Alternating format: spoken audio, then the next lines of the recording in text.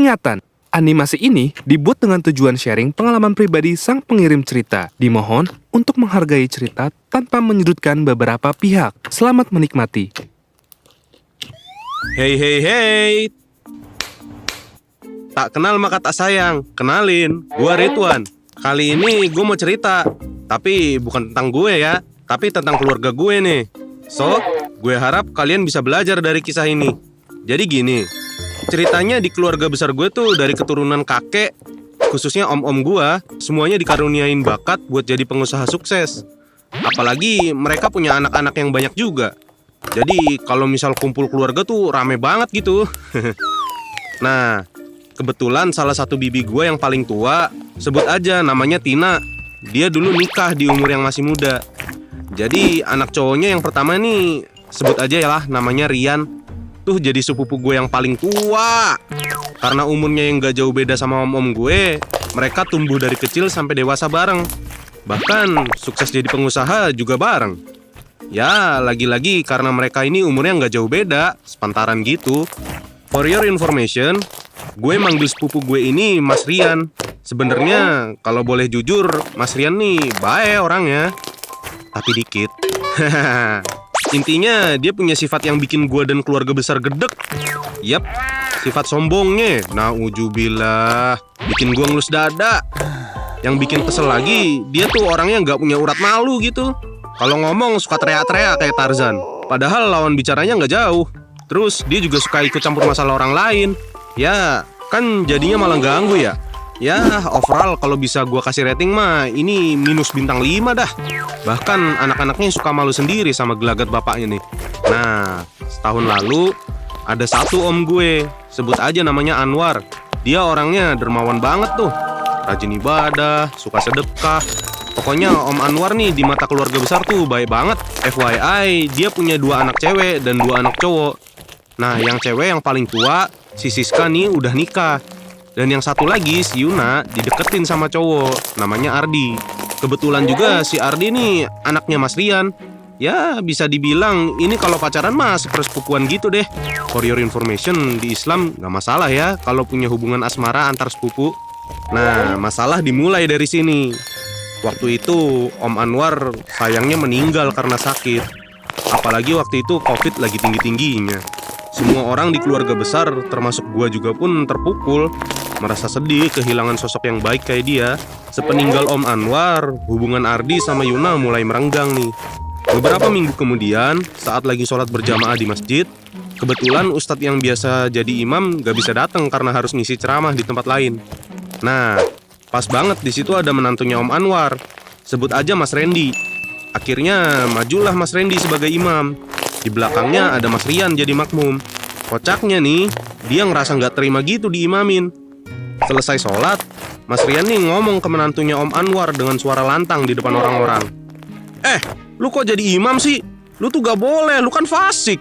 Kerjaan mertua lu tuh haram. Seisi masjid pada ngeliatin. Sumpah, gue juga ikutan malu anjir. Nah, dari sini ramelah keadaan. Secara dia ngerusak nama baik almarhum Om Anwar yang dikenal orang baik. Usut punya usut, dia ternyata kesel sama almarhum Om Anwar dan keluarganya. Lu pengen tahu gak kenapa? Karena, pertama, hubungan anaknya sama anak almarhum Om Anwar tuh gak direstui. Yup, hubungan Ardi sama Yuna aja gak direstui gitu. Terus, karena itu juga, dia jadi kehilangan kesempatan tuh buat dapetin usaha dan aset berharga dari almarhum Om Anwar. Bahkan, Mas Rian pernah bilang, terang-terangan di depan orang-orang, tanah itu mah punya si Anwar, ntar juga jadi punya gua.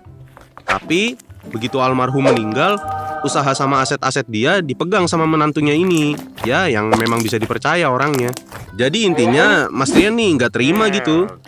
Dia nuduh usaha almarhum Om Anwar dengan yang enggak-enggak. Fitnah ini itu. Tapi ya sekeluarga besar juga udah tahu gimana busuknya mulut tuh orang. Gak mau selesai gitu aja. Akhirnya sekeluarga besar ngajak ngomong baik-baik Mas Rian. Ditegur lah supaya cepat sadar dan berhenti musik atau bahkan bicara yang enggak-enggak soal keluarga sendiri.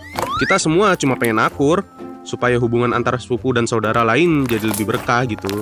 Setelah Mas Rian dipanggil dan diajak ngobrol baik-baik, Mas Rian nih ternyata masih cukup keras kepala.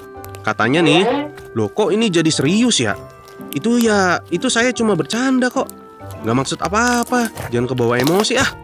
Terus dijawab sama om gue, sebut aja namanya Om Pino. Kalau memang niatnya bercanda, ya jangan sampai melukai hati dong. Di sini kan omongan Rian udah bikin resah banyak pihak. Mungkin kamu gak sadar, tapi banyak saudara yang merasa tersinggung, Yan. Mas Rian sempat diam sebentar. Dia kayak menahan kesal gitu. Serasa ada sesuatu yang udah lama pengen dia keluarin. Terus akhirnya dia ngomong, lagian sebetulnya si Randy kan cuma menantu, orang luar keluarga. Harusnya nggak dapat jatah warisan sama sekali.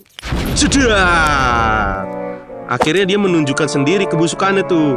Reaksi keluarga yang dengar itu macam-macam. Ada yang emosi sampai mau lempar slime. Ada yang cuma bisa menghela napas. Ada juga yang malah malu. Kok bisa ya kepikiran kayak gitu? Om Pino yang memang lebih sabar dari yang lain akhirnya bilang, ya elah Yan, harta kagak dibawa mati. Ngapain amat pusing-pusing mikirin gituan? Nggak pantas juga kalau sama keluarga sendiri harus berselisih cuma karena harta. Akhirnya setelah kejadian itu dia nggak pernah lagi tuh datang ke kumpulan keluarga besar. Kayak ngejauh gitu. Padahal om dan bibi gue yang lain udah berusaha bikin antara keluarga almarhum Om Anwar sama Mas Rian berdamai. Tapi ya gitu dah. Bahkan menantu Om Anwar ini udah maafin dan pingin keluarga besar kita jangan ada konflik lagi. Cuma ya lagi-lagi tuh Mas Rian nggak pernah mau ngejalin silaturahmi dengan baik. Kalau ada kumpulan keluarga besar ya paling dia nyuruh anaknya buat datang. Kalau dipikir-pikir sebenarnya Mas Rian ini juga nggak semerta-merta jadi orang gagal karena masalah ini. Toh dia juga pengusaha dan usahanya tetap aja berjalan lancar. Jadi dari kisah ini gue bisa ambil pelajaran. Jangan sampai terbutakan oleh harta duniawi. Jangan sampai menghalalkan segala cara buat menjatuhkan nama orang lain, apalagi di depan umum. So, menurut kalian gimana? Kalau kalian punya cerita menarik, jangan lupa kirim ke email di bawah ini ya. Sekian dari gue. Jangan lupa subscribe channel Gua Punya Cerita.